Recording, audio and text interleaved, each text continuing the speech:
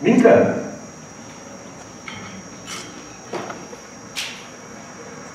Minke, jy kan ook by die daar, Minke sit ook by die geeltjes of sit by my. Sit by my, asseblief. Ja. Minke Lammer gebore van Westhuizen, Johannes Christel se dogter die Kaap gebore, maar hy groot geword. Al 4 die kinders, en as ek julle kinders noem, verskoon my maar net. Dit is hoe ek gaan praat. Ok, uitstekend. Die Kaap gebore maar natuurlik groot geword, al 4 gemeente kinders. Minke is kom van 'n bak, toestel na Bos toe. In jou 3de jaar het jy vir James ontmoet. Vir 2 jaar was ek op werk, waar onder artikels en allerlei fancy goeders nou is en so aan. En toe het die liefde, nou maar getrek, terug Kaap toe, en jy is in 2021 getrek, as ek reg is. En toe is jy in Engeland toe, vir 3 jaar, en in Desember 2024, kom jy terug na Mabie toe, en die enigste plek wat ek jou eie woorde gaan gebruik, na die land van melk en honing. So jy ry in Landstrand, en saam met jou hondjie. Mieke, ek het nou omtrent elke groot woord verkeerd uitgespreek. Kan ek asseblief sê dat jy is geïdentifiseer met 'n ongelooflike skaars kondisie waarvan jy self die naam sal sê. Regtervoet, regterheup, pelvis, dis eintlik maar bloedtoevoer. Ja, daar is 'n misvorming in die bloedtoevoer, nee, opereer. Maar vertel vir ons meer, dat ek het toch asseblief nie verduidelik nie. En dan die pad wat die Here met jou verloop het. Ons het gister lekker saam gekuier, ons 5. Dit was 'n verskriklike lekker kuier. Ja. Ja, so ek het 'n baie skaars kondisie. Ek gaan maar Engels sê want dit is 'n bietjie van tongknoper, maar hulle het nie presies die naam daarvoor nie, maar basies is dit multiple high flow vascular malformations in my regter voet wat ek gehad het. Onderbeen, res van my been, heup en pelvis. So dit beteken basies dat die koneksies tussen die are en die slagare abnormaal is en dat daar ook baie hoë volumes bloed vloei deur my regterkant en natuurlik plaas op extra stress op my hart. So ek het eintlik maar op skool en so was dit, wat eintlik maar begin toe ek klein was, het my ouers gesien my regterbeen is langer as my linkerbeen, want die bloed, daar's meer bloedvloei, so hy groei vinniger. En ek het so blaarskool operasie gehad waar 'n skroef in my been gesit het, om my regterknie gesit het om die groei te stop, so hy linker kon inhaal. Klomp operasies, dan trek 'n skroef skeef, dan moet ek weer insit. In elk geval, dit is toe, die bene is toe gelyk, it's fine. Natuurlik met die are en slagare was daar altyd issues met bloedsirkulasie, so ek het daai bloedsirkulasie kouse gedra. Dit was toe eintlik redelijk van op school. Op universiteit het ek begin om wonde te kry van my tone en my voet.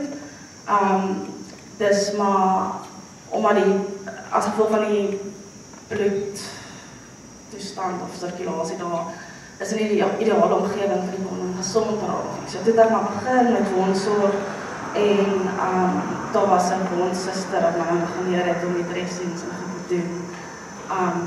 So ja, in geval dit was oké, soos ek het dan maar antibiotika gedrink met infeksies en so op 'n paar maande was hanteerbaar. Ek kon nog stap op my voet en alles. Toe in begin 2022 was na Engeland te trek.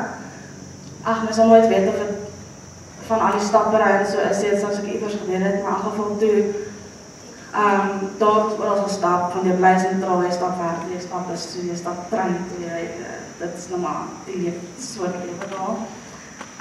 En ook maar die koute en voetjie op die skoen en al daai, so die wonde het erger geraak, dat het nooit gezond geraak nie, antibiotika het gehelp nie, wondsorg het gehelp nie. Ek het my aangehou door elke door 'n ander wond op my voet skoon maak. En ja, my voet het baie aangebrand, want dit was nou al die druk en al die bloed wat afvloei en dit is net het gevoel soos vuur en ek kon nie meer slaap in die nagte van die pyn nie. My man en my ouers wanneer hulle kom kuier het, obviously was hulle ver, ons was in Engeland, so dit was wel ook wel moeilik want hulle is magteloos, hulle kan nie regtig iets doen nie, maar het gereeld kom kuier vir ondersteuning. So hulle moes my rug vry, dat ek aan die slaap kan raak, maar ja, daaronder het ek al net aan die slaap gehuil, want pynpille het ook nie meer gewerk nie. Toe, in 2022, 23, mag ek saak, in elk geval, toe dat die eerste ernstige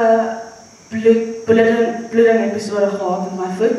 So, daar is daar wonde, so as die loof nou afgaan, of daar is 'n opening of so, nie te veel kwaliteit dan, en allemaal kos en so, maar omdat het so'n high flow is van bloed, en soveel hoë volumes, het dit letterlik gespuit, soos 'n fontein uit my voet uit, en jy druk en niks help nie, dit is net oral. Daar was baie van die episodes, ons badkamervloer was net vol bloed, handdoeke ons maar weggooi, dit is net, en ja, partykeer het die ambulans net daar aangekom, partykeer moes ons maar in 'n Uber klim en net toe draai, was nie die Uber ouens kar maak nie. Partykeer het ek my bewustzijn verloor, partykeer het ek baie gebly, maar net dubbel gefight, dus ek kon net wakker bly. En ek sê het my man, gee net my lemoensap, dat ek het suiker kry, net soos kan, ja, maar in geval. So toe begin die bloeding episodes en ek het by goeie specialiste uitgekom in Engeland, vasculaire chirurg en 'n intervensionele radioloog, al die groot woorde. En hulle begin toe met behandelings en prosedures en so op my voet, om het te probeer verbeter, sekere areas af te blok, sekere, daar was soveel, ja, vastbaar in die hospitaal.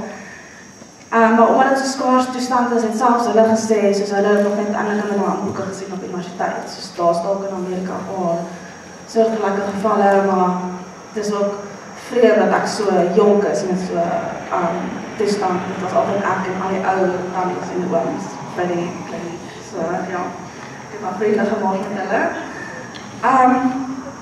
En toe kom die dag wat ek was juist by die hospitaal vir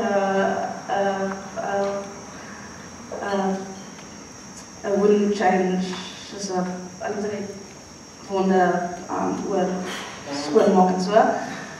Want op daar stadium was dit seer en dit was so gevaarlik dat ek op die huis toe, want ek kon net enige oomblik begin bloei en ja, ek weet wat of ek stop gaan kry. En ek is in die dokter se spreekkamer gelukkig en hulle haal die verbande af en alles en toe begin ek het spuit oral. Ja, ander dokter was vol bloed, maar ja, hulle is seker gewoon daar. En hy bel sy collega, dis nou die ander specialist, en hy sê, los wat jy doen, ons moet al invat vir 'n noodoperasie. Die bloeding hou nie op nie, soos, ja. Daar word ek gelaat, trolley ingestoot en ek, ja, obviously was bang in daai tyd, en ek wil net eintlik na daar kom. Met die hele proses het ek obviously gevra, soos, hoekom ek? Wat het ek so verkeerd gedoen, dat ek so gestraf moet word met hierdie, of ek pyn, ek kan nie voluit leef nie, ek kan nie, soos, net loop waar ek wil nie. Ja. As ek was op die punt om, of ek het maar vir my ouers gesê, my vriende en allemaal gesê, bid jy nou maar, dit help my nie, wat help het ek bid. Want ek het al soveel gebid en dit niks help nie. En, ja, so, maar net om te sê, ek het toe, my ma was so nog hier so, want niemand het geweet, het gaan my even skrik gebeur heen. En ek bel toe wacht, die vriendin van my daar, en ja, sy is 'n baie geloofde mens. En sy kom toe en sy sê, sy gaan net my bid voor hulle my invat theater toe. En vir James, my man, op is ek bekommerd oor hom, hy is net baie verskillende mense, maar hy het gehuil, dit het nou gebeur. En so toe kom, sit sy langs my bed, sy bid vir ons. En sy sê, soos, al het ek nie meer die krag om te bid nie, soos bid sy nou namens my, vir ons almal, en ook obviously vir die specialiste. En ek het net, so kalmte en vrede oor my gekry, net geweet, soos, die Here is in beheer, en al weet ek in die proses sal voel, soos ek, soos hy is nie meer daar nie, of hy help nie meer nie, soos is het, besef ek ook nou na die tyd, soos hy wat my die krag gegee het om my aan te hou, net aan te hou veg, en uit te hou, en maar net deur die pyn te kom, en deur al die goeie goeders, want sonder die Here se krag sal ek dit definitief nie kon doen nie. Okay, voor ek nou kom by die reis, maar ek spreek op mekaar geskryf. Ons was een keer op 'n vlug, uit Turkye uit, die aansluitingsvlug gehad het. En die Springbok is op die vlug, en toe Kitshoff, ek almal weet, hy is die kleinste mannetjie. Hy beland toe in die middelste sitplek, tussen twee ander groot ouens. En hy het so agter ons gesit, en twee van sy span het vir hom, Kitsie, vasbyt, mislyk. En ek hoor het toe, en op daar staan het my voet so gebrand, en ek het al soos omhoog gesit op my man se skoot, net om te help met die drukking en swelling en die pyn. En toe dink ek, Nieke, vasbyt, mislyk. Dus gaan maar net aan, maar dis nou grappie, maar soos deur die proses dan, partykeer, en dis net vir jouself gesê, net om, maar dis eintlik maar die Here se krag in my slag aanhou en uithou en net vasbyt deur op tye.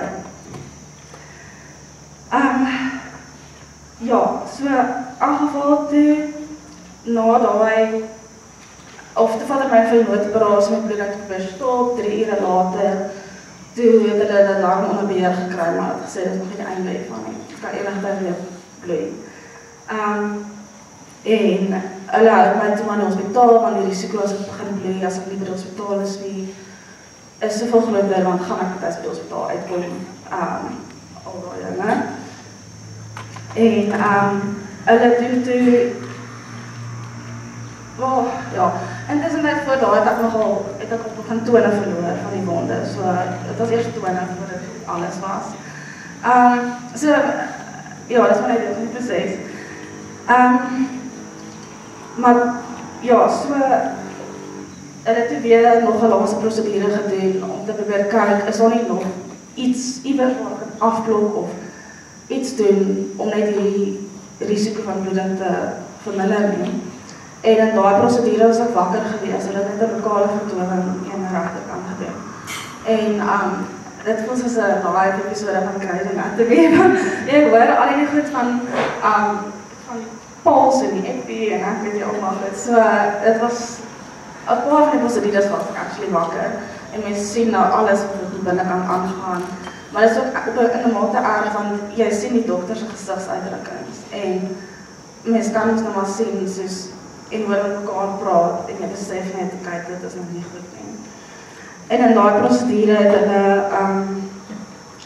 so met mekaar gepraat, en toen hy het gesê, daar's niks verder wat hulle kan doen vir die voet nie, en ek het toe gesien hoe hulle met 'n blou koutjie 'n lyn trek daar, en sê, okay, maandag.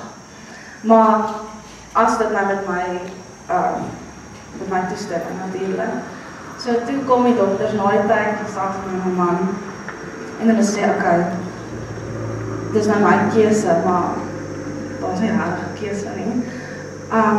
Dis nou maar my voet op my lewe.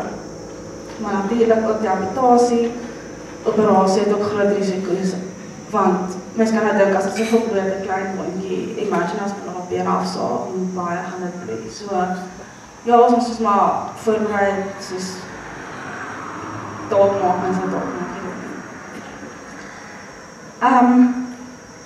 Maar toe kom die dag van amputasie, 20 Mei 2024, maar almal om my het gesê, soos, hulle kan nie glo hoe kalm en rustig ek is nie. Ek voel eintlik die mense om my baie meer gestres as ek, en dit is ook erg om jou ouers so te sien bekommerd wees in jou man.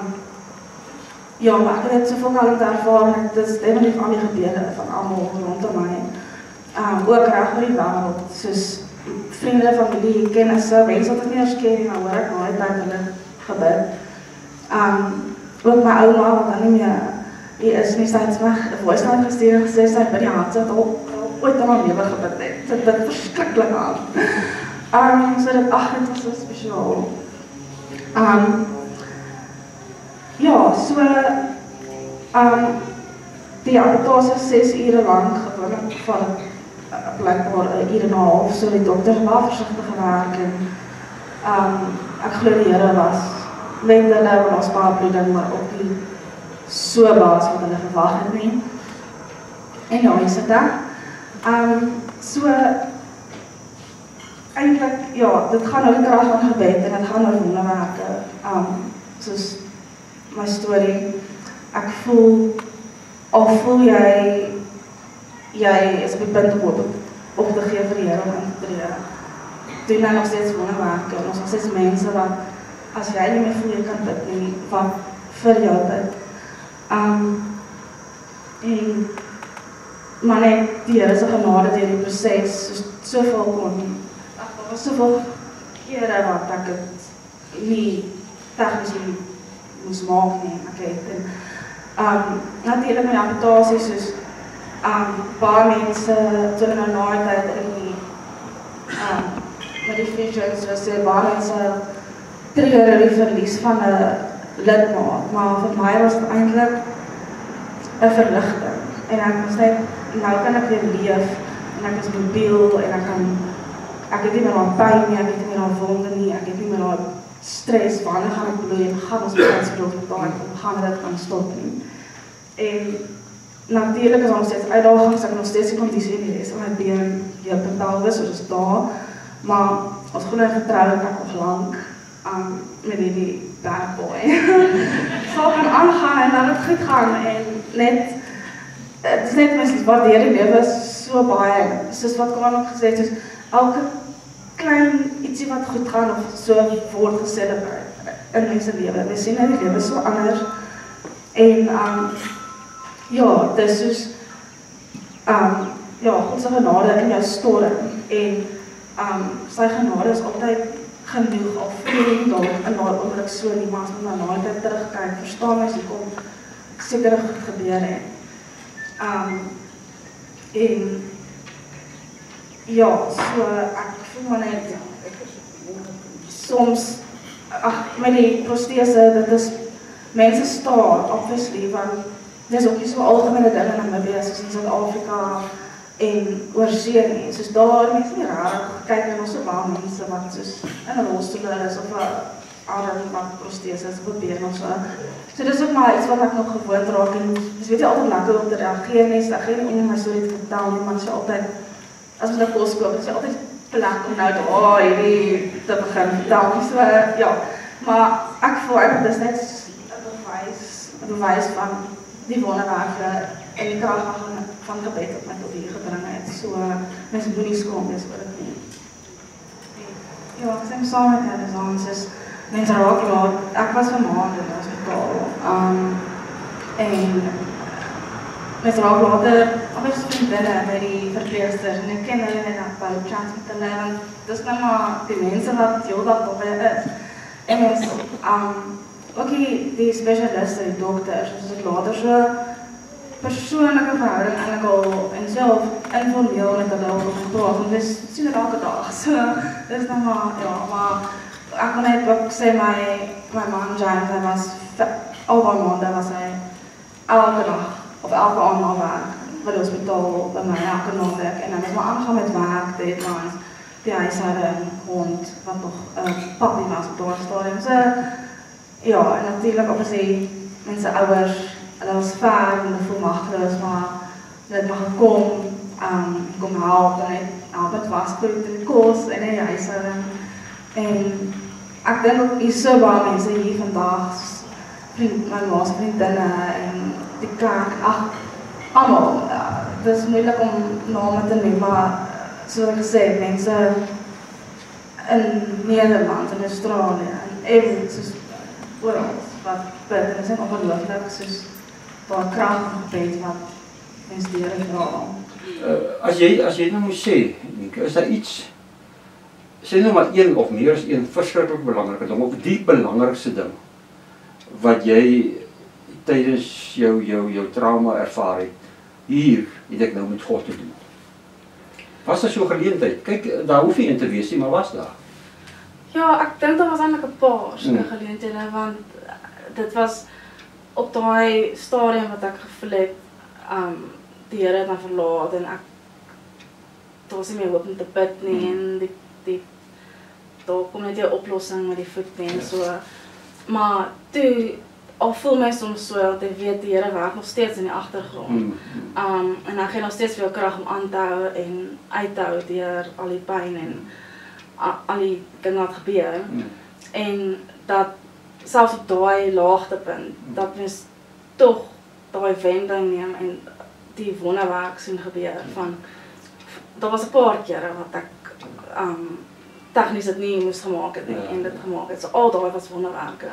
So dit is letterlik, al voel jy die Here is daar nie, hy werk nog steeds in die agtergrond, en dan kan hy ook wonderwerke doen in daai stadiums. Wat ek jou hoor sê, nee, en dit is vir my verskriklik mooi. Wat ek jou sê is, die ervaring wat jy gehad het nie afgehang van hoe jy vir God vasgehou het nie, maar hoe hy vir jou vasgehou het. Ja. Kyk, ons het daai ding van, ons sê vir mense, jy moet dit vashou. Jy moet dit vashou. Eintlik is God die een wat vashou. Wat is wat die Bybel sê? Ja. Niks sal ons van sy liefde af wegruk nie.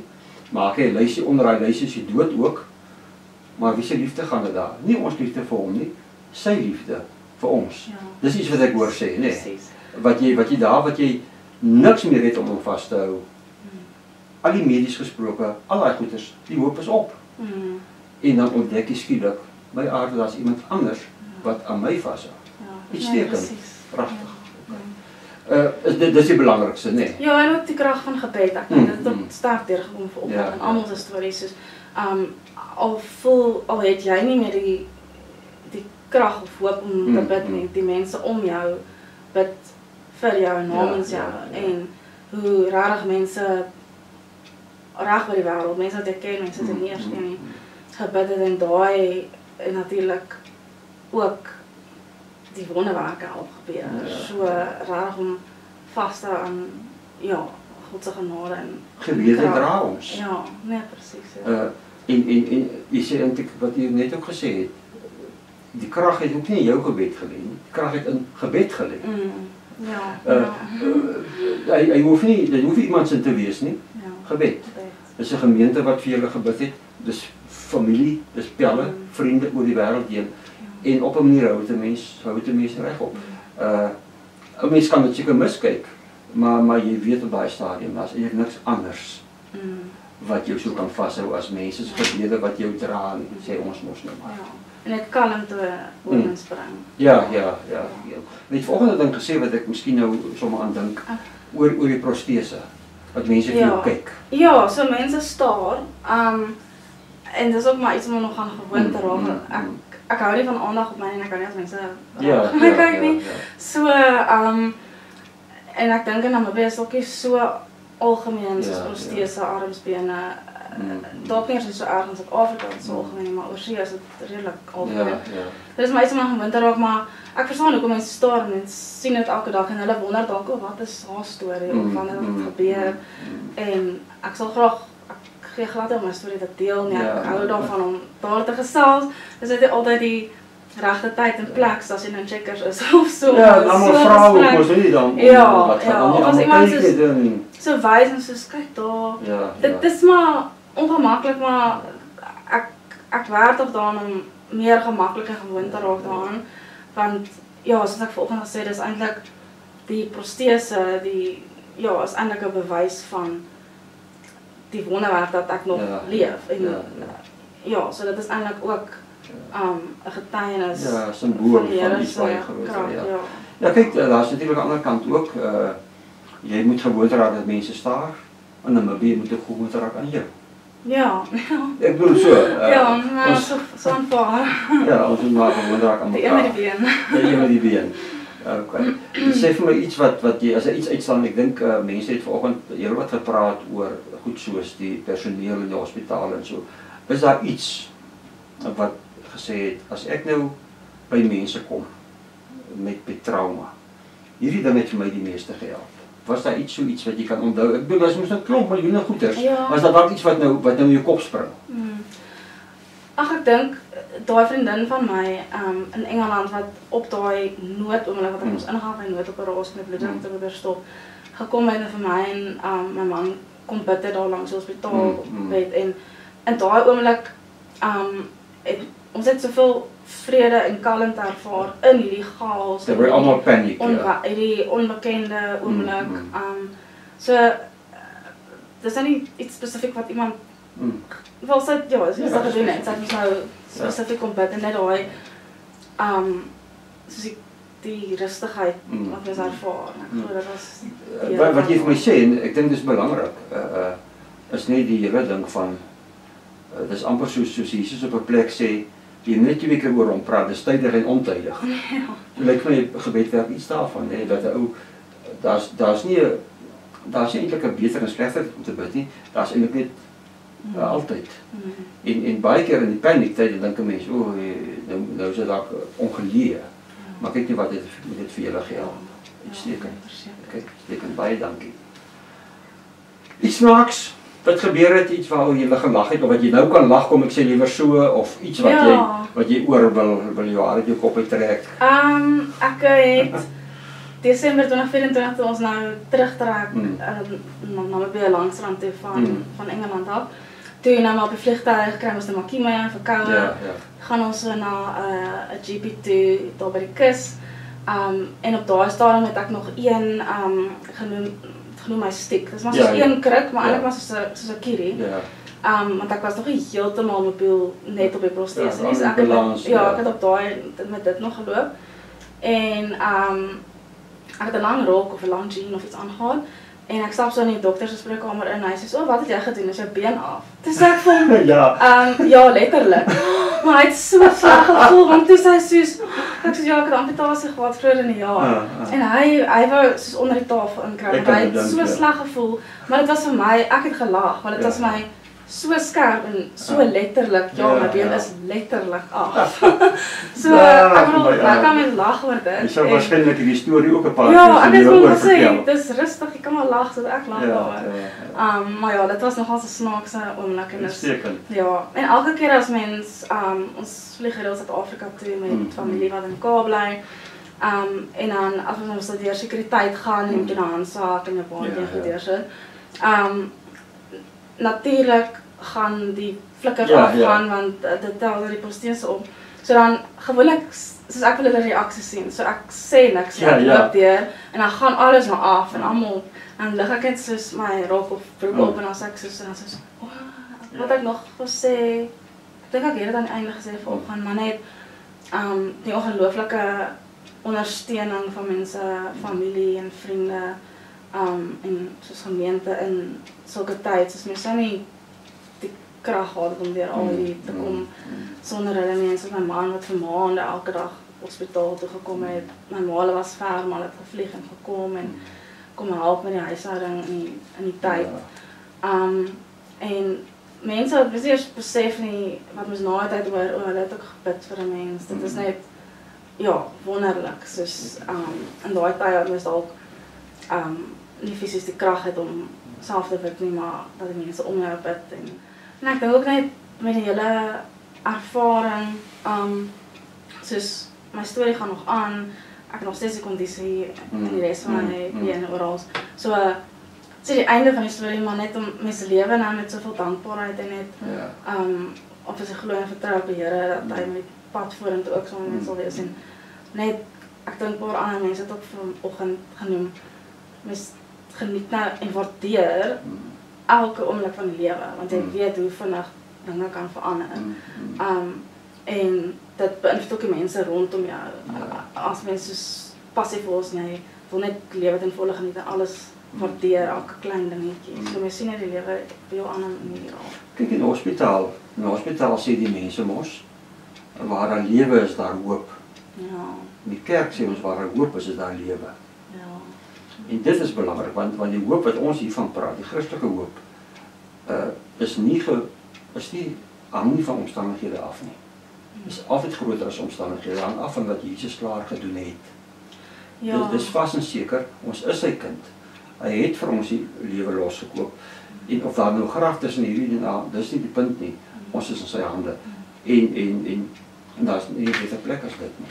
Ek het eintlik gister op iets afgekom wat na ons koffiegesprek net iewers opgekom het met 'n vriend wat gesê het is nou in Engels, maar gratitude in the storm, to say thank God for what he's doing, not necessarily for what is happening at the moment. Ja. So ja, of voel jy in hierdie oomblik gebeur al die dinge soos die Here werk nog steeds in die agtergrond en ja. Ja, kyk, dis maar soos om in 'n put te wees. Ek bedoel as jy in 'n put staan en jy kyk net rondom jou. Maak nie saak watter kant toe jy kyk nie. Ja. Dit is uitsigloos. As 'n ou die straaltjie van die lig van bo af kan sien, dis waar hoop vanaf kom. Ja. En dit was vir my lekker van julle stories. Almal stories van hoop. Dit Ja. is wat niks anders is dit.